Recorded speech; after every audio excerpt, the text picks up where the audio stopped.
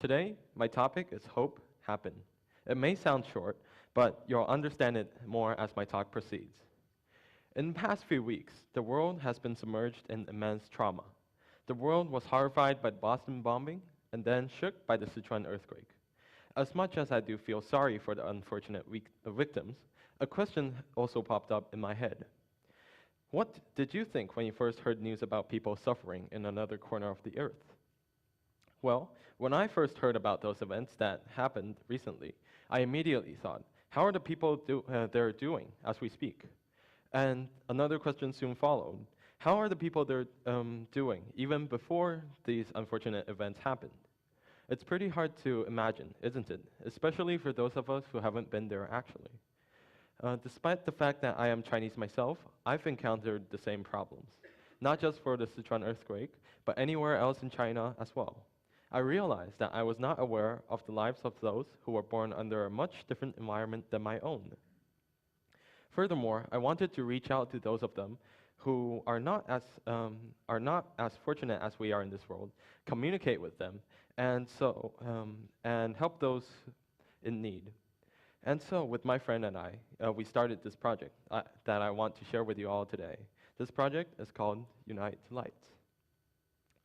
India's great nonviolent civil activist, Mahatma Gandhi, once said, "It's the action, not the fruit of the action, that's important." You have to do the right thing. It may not be in your power, may not be in your time, that there will be any fruit.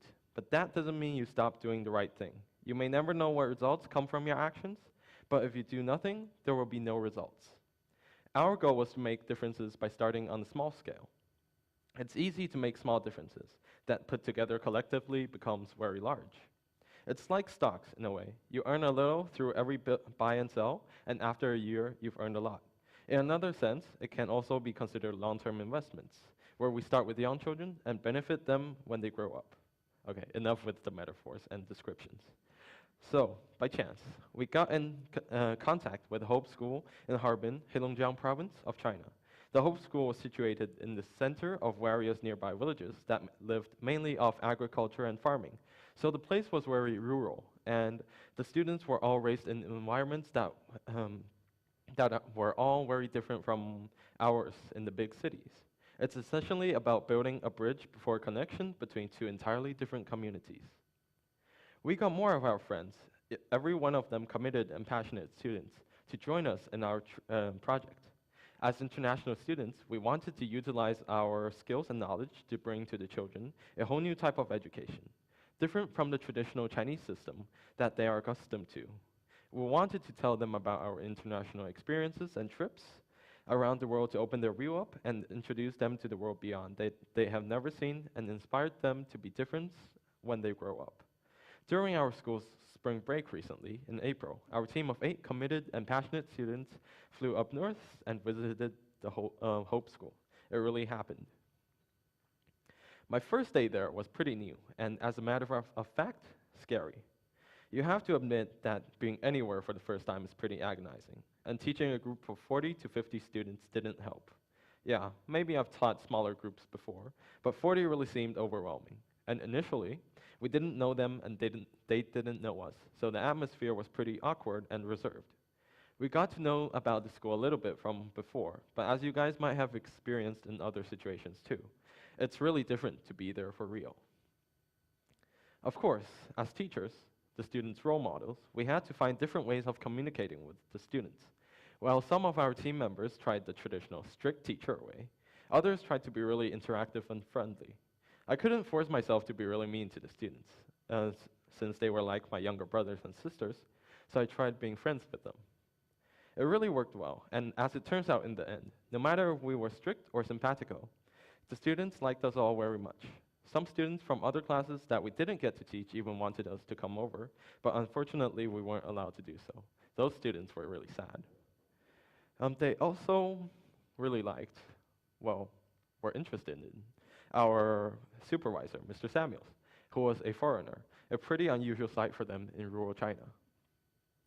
The next photo, this one is taken outside on their outdoor courts. Before I got there, I imagined the place to be worse off, frankly. Well, actually, when I saw the place in reality, the school is actually pretty well constructed and with various infrastructures and cement playing courts. Well, a lot more interesting things happened on the second day. As we got more experience with the students there, and the students got to know us better, um, we got more conversations going. In one instance, it was lunchtime, and I was helping film interviews with the students in one classroom. Suddenly, a fried meatball appeared just in front of my face. Linked to that meatball was a hand, whose owner was one of the students in the class. In his other hand, he held a container full of meatballs, and I suspected that to be his lunch, of course. Um, he asked me, "Teacher, would you like some of my lunch?" And it was really surprising how a student would just be wholeheartedly willing to just offer you his lunch. I feel like he really took me as his friend, and that's when I realized that we successfully built a bridge of communication between the borders in our hearts.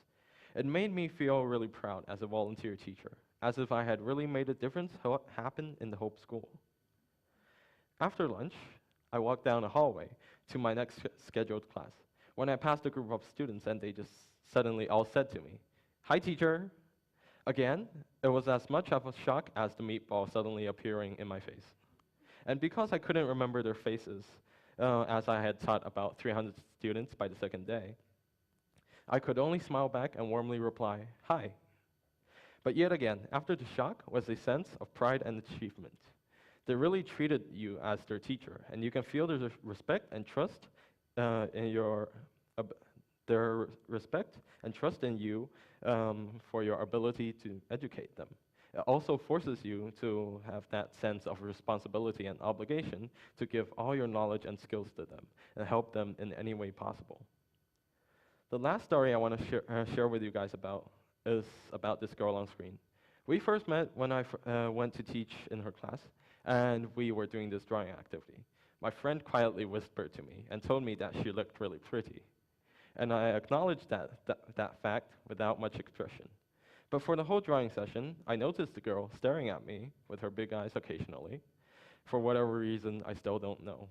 But she got my interest. And my friends and I went to chat with her for a while during break. She was really shy and didn't talk much in class or with us. But we didn't give up on and kept communicating with her, telling her interesting stories we've had and asking her about her life. We soon discovered why she was so contained. It was partially because of her fragmented family. Her mom and dad divorced because her dad was an alcoholic and had spent most of the family's limited money on it. Her mother had to support her and her sister alone, so I believed their situation to be not as easy as ours. But we found that the girl was pretty strong inside. She was always smiling shyly, and we could see that she was very bright about life. We introduced her to our supervisor, Mr. Samuels, too. And although initially she was pretty shy to approach him, she got a chance to see something different. And we supported her and talked her through.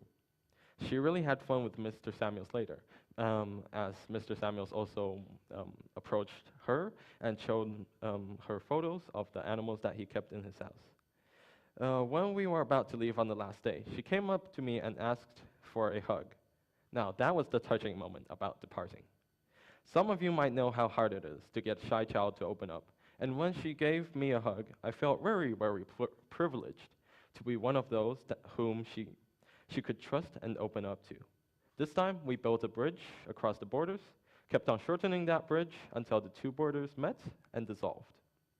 How I felt was beyond description, but I'm sure I wouldn't have traded it for a Nobel Prize. The trip has been a really inspiring experience for me. Our team of students hoped to help the students, and we made it happen very well. I'd like to end with a quote from Steve Jobs' company. While some may see them as the crazy ones, we see genius, because the people who are crazy enough to think they can change the world are the ones who do. I think that it is not hard for anyone to make a difference, no matter how small it is. In essence, everything is built from small things.